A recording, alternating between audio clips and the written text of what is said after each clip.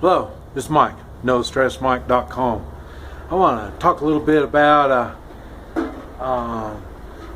some of the crime and culture stuff about Honduras. I just got back from Honduras, from a week from Honduras. Buenos dias. Buenos dias. Sí. Just came back from a week in Honduras. I was with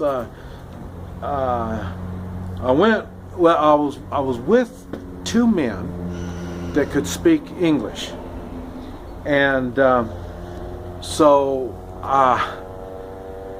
they did the translating, and they kind of explained what's going on. I've got a blog that talks more in detail about it, and then the link will be down below. But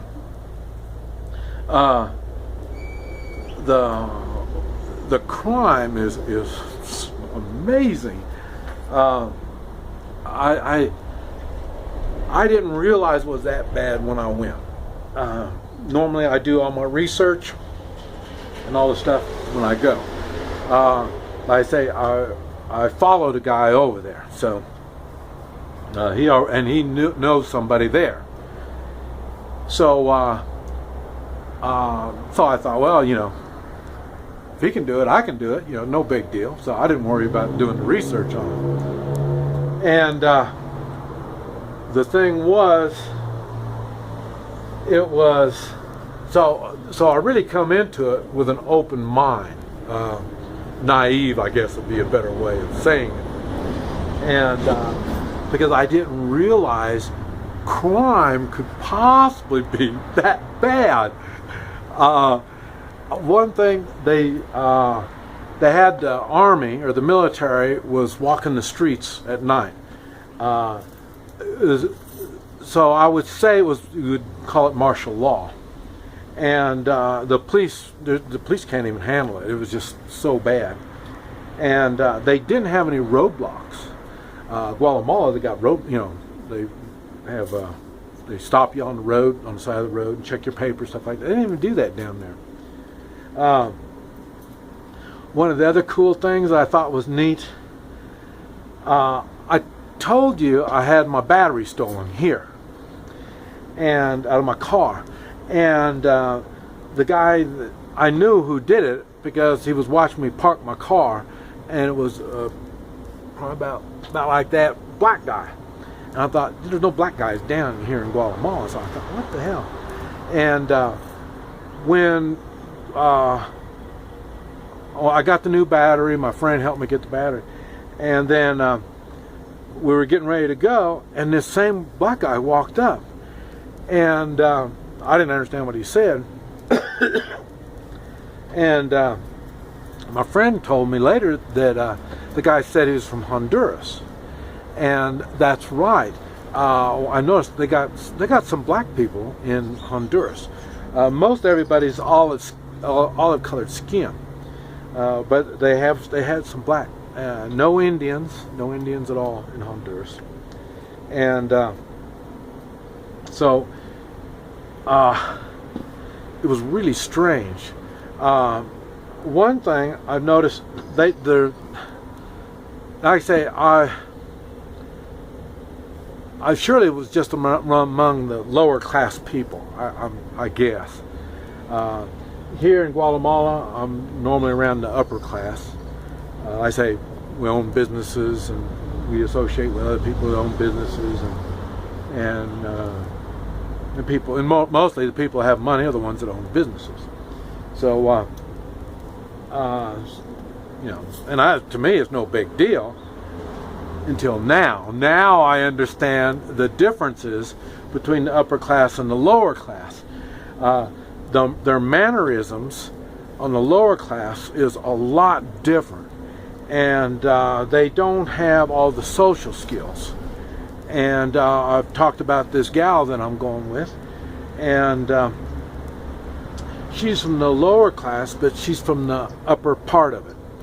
And so she's got some social skills, not a lot, but she's got some. Many of the lower don't even have any social skills at all. So I noticed there, like I say, there was no social skills at all. And now I didn't go to any bars. I don't normally go to bars or stuff like that anyway. So, and I sure wasn't going to go there. I mean, that place is dangerous, and I'm sure the bars are going to be even more dangerous too. So, but anyway, the way the people acted,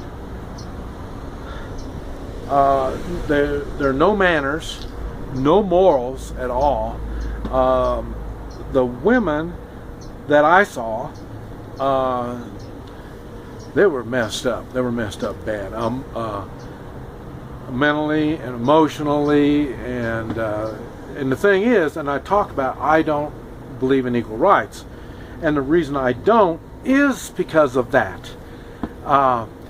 You need the man and woman together to do things. When they're not together, they do stupid things, and the men and the women both do stupid things down there that are really bad.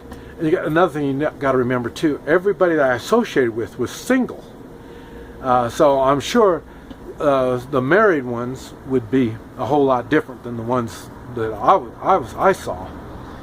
And because I say,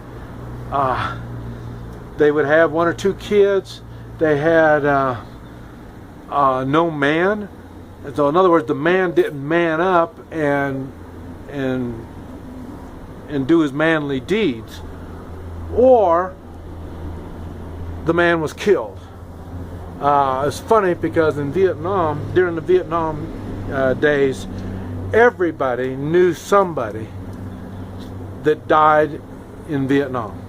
At that time, everybody knew somebody. Their uncle, a cousin, a friend of a friend, that they really knew. I mean, they literally knew this person, and they died. So everybody knew somebody that died in Vietnam. It's funny because in Honduras, everybody knows multiples. I mean, 2, 3, 4, 5 of their friends or family have been killed.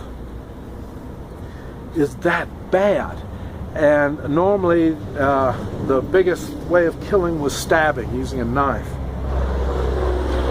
So the way they look at life so much different. And it's funny because and I never thought about that, but during war, and this is what I'm saying, in the United States, it's going bad in the United States. And when it's really bad, I will return.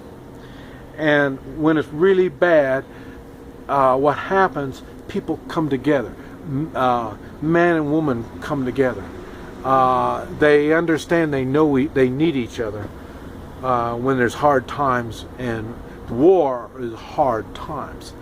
And that's basically, I say, remember in the 60s when Vietnam was going, there was that free love kind of stuff. Okay, that's what I'm saying. During war, your sexual activities seem to blossom more. And I think what it is the insecurity that's around us. The man wants the woman, and the woman wants the man. And so that's why all this stuff happens. And Honduras is, talking about free love. I say they have no morals at all, and they're just looking for some type of security. And how, and the women have been abused, and they're so misled that they think by offering sex they're going to get some kind of security. So that just tells you how strange the thinking is. And I say they're all scared. Everybody is scared. So the men and the women. And and I say my hair was standing up the back of my neck. So I was prepared to do what I got to do. But I am prepared to do it. I know most people aren't prepared to do the stuff that I do. So I know they got to be scared. And it's just amazing to me how messed up the moral structure of the whole country. It looked like that to me. Like I say, I never got around the upper class, and like I say, I was in the worst part of the country. So, and like I say, and I don't know if it was the worst neighborhoods. I don't know about that, but like I say, they weren't good neighbors. I mean, good neighborhoods. But like I say, it was just I'm just giving you something to think on, and realize there are places like that in this world. And this is what we don't want to have in the United States. And once you lose your morals, you've really lost everything. I say, so I've now been to 2 countries that had no morals. And I say Cuba and Honduras. And it's not a good thing. And in both places, the one thing that made me stand out was my moral strength. I would not do what the majority thought was the proper thing to do. And when I don't do that, I stand by my morals. Everybody, like I say, that's one reason why I'm not worried about having to defend myself, because I act like I have morals. And that way of acting does scare off bad guys. It really does, because I do have a moral responsibility to use violence. I don't have a moral responsibility not or to avoid violence. I have a moral responsibility to handle violence when it approaches me. This is Mike, NoStressMike.com.